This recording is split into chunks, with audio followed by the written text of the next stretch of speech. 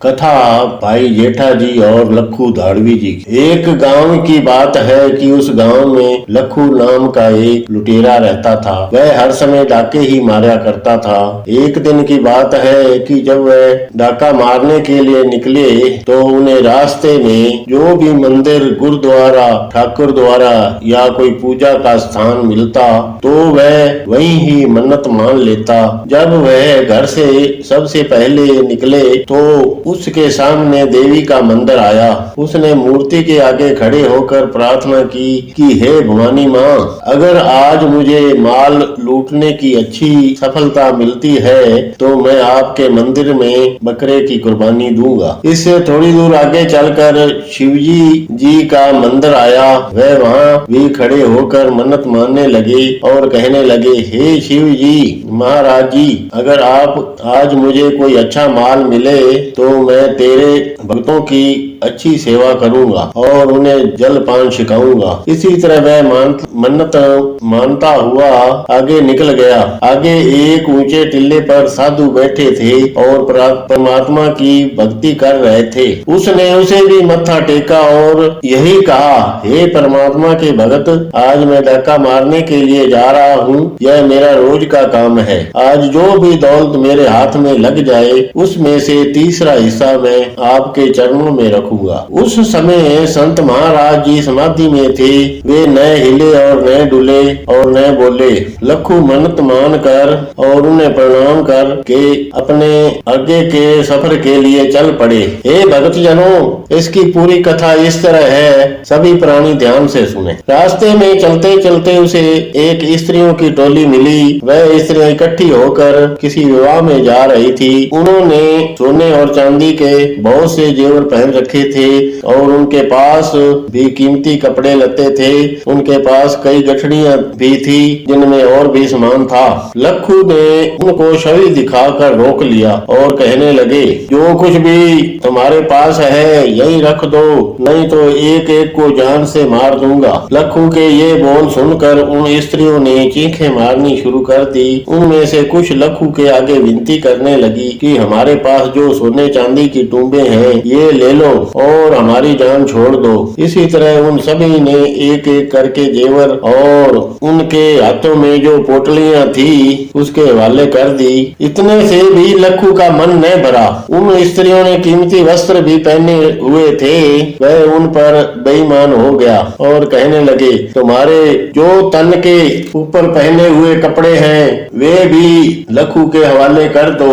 और कहने लगे, मुझे लखू कहते हैं, मुझे लखू कहते हैं। लखू की यह बात सुनकर स्त्रियां और भी घबरा गई और कांपने लगी। उन्होंने सुन रखा था कि लखू बहुत ही बड़ा खूनी और खूंखार है। वह स्त्री या मर्द की तब तक जान नहीं छोड़ते जब तक उनसे सारा धन हासिल नहीं कर लेते। उसका नाम सुनकर लोग त्राही त्राही करने लग जाते थे। उनकी डरी हुई स्त्रियों ने बहुत तरला किया कि औरतों के कपड़े उतारना शुभ नहीं माना जाता। अगर भगवान नाराज हो जाए तो उसका नाश कर देता है। हमारे आदमी पीछे से आ रहे हैं, वे तुम्हें नहीं बख्शेंगे। हमारा यह सामान लेकर चले जाओ। इस तरह हमारी बदनामी न करें। हम किसी को नहीं बताएंगी कि लखू ने हमारा सामान लूटा है। कुछ हम पर दया करो। वे औरतें लखू के आगे खुदा का वास्ता करती रही, परंतु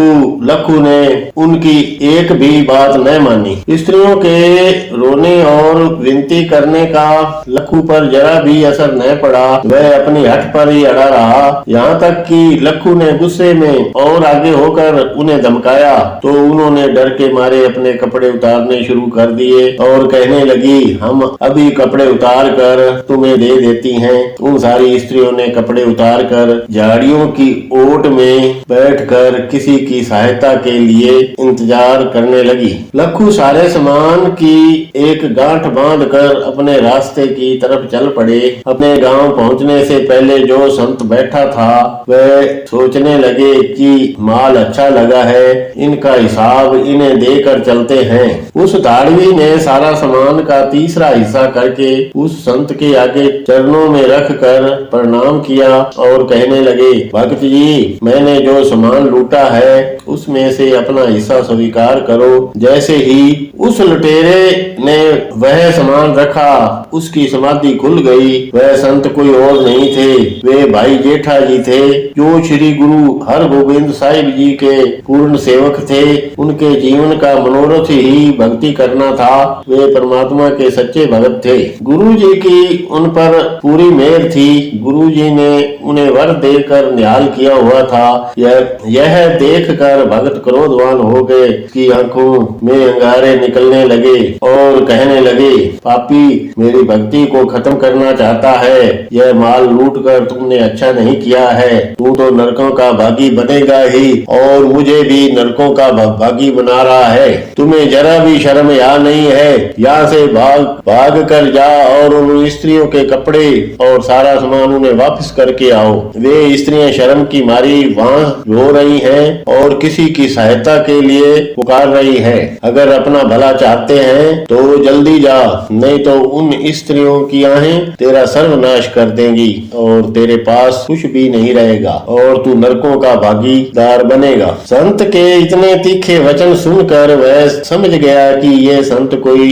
अंतर्यामी है, जिन्हें मेरी सारी बातों का पता चल गया है। अब उसकी मलिन बुद्धि को ज्ञान हो गया।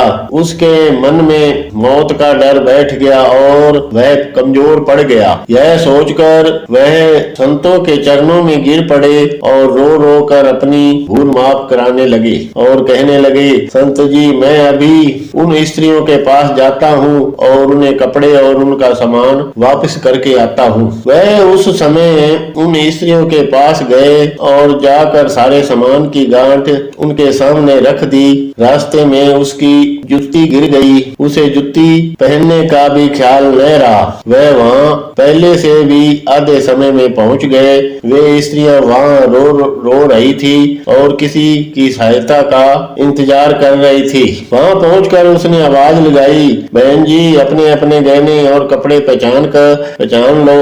अब रोना धोना बंद करो, मैं आ गया हूँ। इनमें से मैंने कोई भी वस्तु नहीं रखी है। मैंने बहुत पाप किया है, इसलिए माता और बहने मुझे माफ कर दो। मैंने आप सभी पर बहुत जुल्म किया है। लखू की इतनी बात सुनकर स्त्रियां खुशी भी हुई और हैरान भी हुई कि लखू जैसा खूनी लुटेरा उनसे माफी मांग रहा है। यह कैसे हो गया। उस तरफ तो उन्होंने ध्यान भी नहीं दिया। वे जल्दी जल्दी अपने कपड़े और गहने पहनने लगी। सभी औरतें के कपड़े और गहने पूरे थे।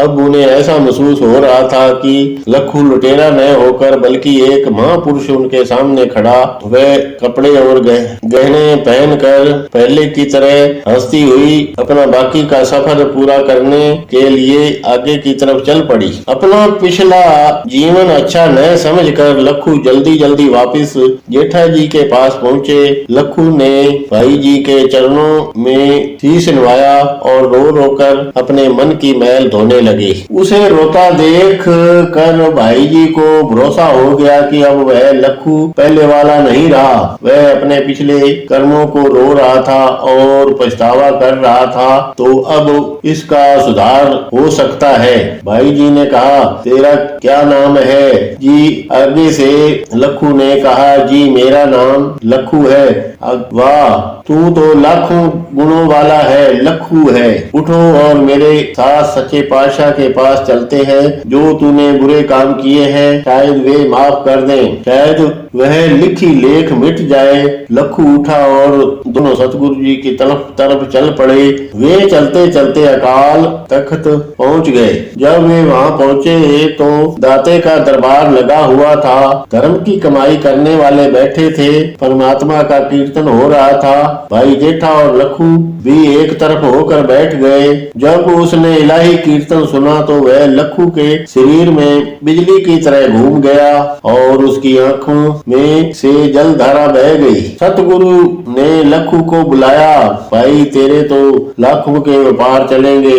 जा तू व्यापारी बन जा, यह दरगाह से हुक्म आया है। नेक काम करो और प्रभु की भक्ति करो। वह गुरु सच्चे पातशाह ने उन्हें नाम शब्द दिया और वह अपने घर आ गए। उसने थोड़ी सी माया लगाकर काम शुरू किया और कुछ ही सालों में वह लखपति बन गया। वह गुरु घर में सेवा भी करता रहा। अब वह लखू नहीं रहा, वह लखू से लखाराम साहूकार बन गया और अपने जीते जी जन्म को और गमन को दोनों को सुधार गया। लोग सुधारने के बाद उसने जितनी भी दौलत कमाई थी वह सारी दौलत सतगुरु जी के हवाले कर गया।